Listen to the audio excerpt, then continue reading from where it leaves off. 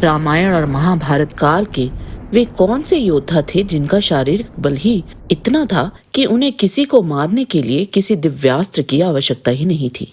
कौन थे वे 10 महान बल से युक्त योद्धा और उन सब में सबसे बलशाली योद्धा कौन था? किसकी भुजाओं में था सर्वाधिक बल? इसे जानने के लिए इस वीडियो के अंत तक बने रहें और अगर आपको ये वीडियो पसंद आए तो इसे लाइक और चैनल को सब्सक्राइब अवश्य करें।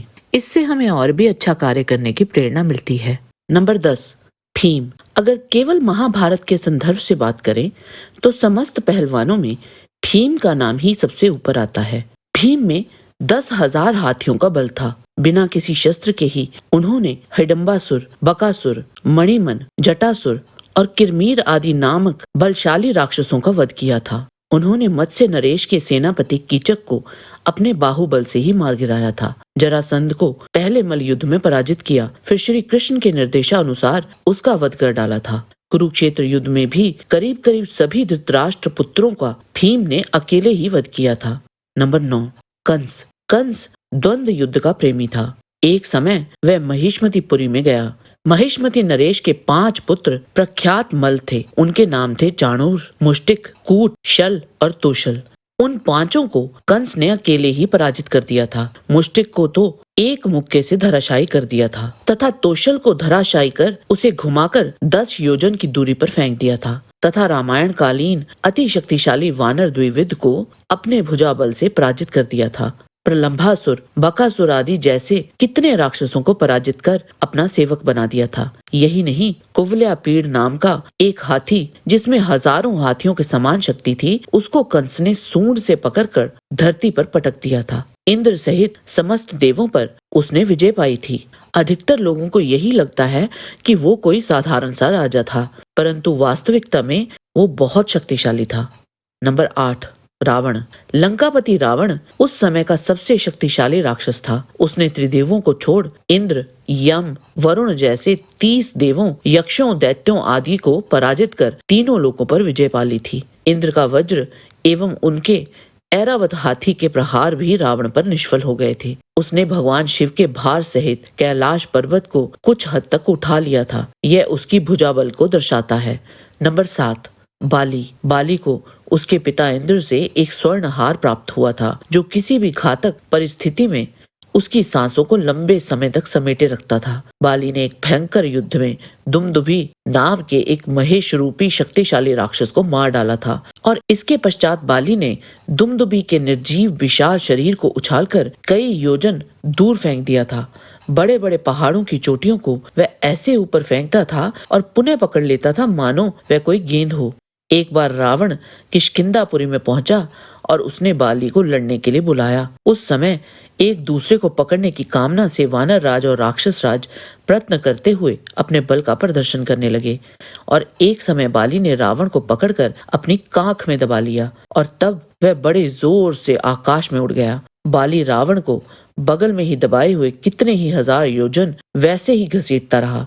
वैसे ही दबोचे हुए बाली चारों समुद्र की यात्रा कर किष्किंधा लौट आया और रावण को कांख से आजाद कर दिया।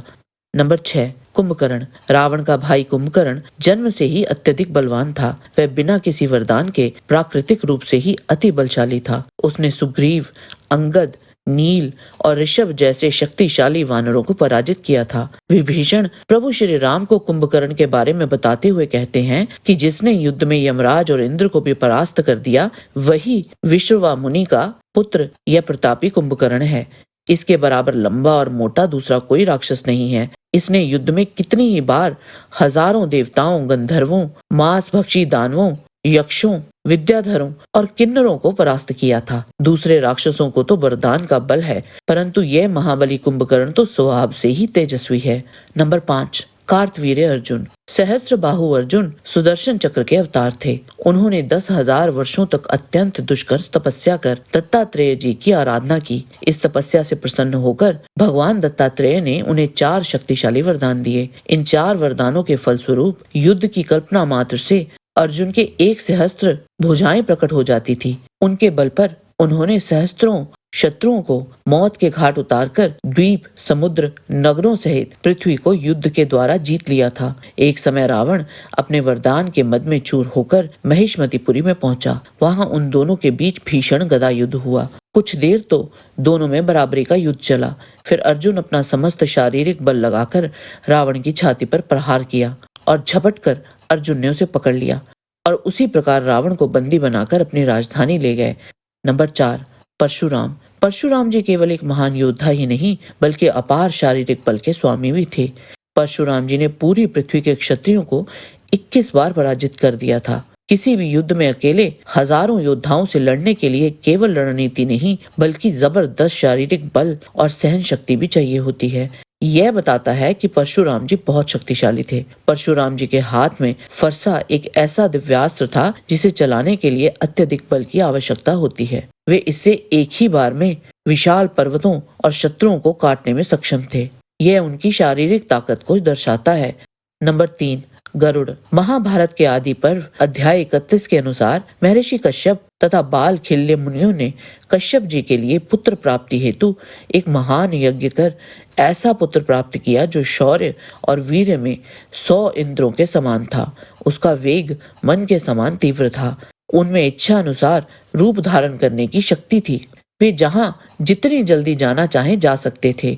अपनी माता बिंता को कद्रु और उनके सर्प पुत्रों की दास्ता से मुक्त करवाने के लिए वे अमृत लेने इंद्रलोक पहुंच गए और वहां उन्होंने इंद्र सहित सभी देवताओं को पराजित कर दिया था। जब देवराज ने गरुड़ पर अपना वज्र चलाया तो वे बोले, देवराज, जिनकी हड्डी से ये वज्र बना है उन महर्षि का सम्मान मैं अवश्य करूंगा, इसीलिए मैं अपनी एक पांख त्याग देता हूँ। तुम्हारे वज्र के प्रहार से मेरे शरीर में कुछ भी पीड़ा नहीं हुई है। और इसके पश्चात देवराज इंद्र को अपने बल का परिचय देते हुए गरुड़ बोले, देव पुरंदर, पर्वत, वन, समुद्र के जल के सहित सारी पृथ्वी को तथा इसके ऊपर रहने वाले आपको भी अपने एक पंख पर उठाकर मैं बिना परिश्रम के उड़ सकता हूँ, अथवा संपूर्ण चराचर लोकों को एकत्रित करके यदि मेरे ऊपर रख दिया जाए तो मैं सबको बिना परिश्रम के ढो सकता हूँ। इससे तुम मेरे महान बल को समझ लो।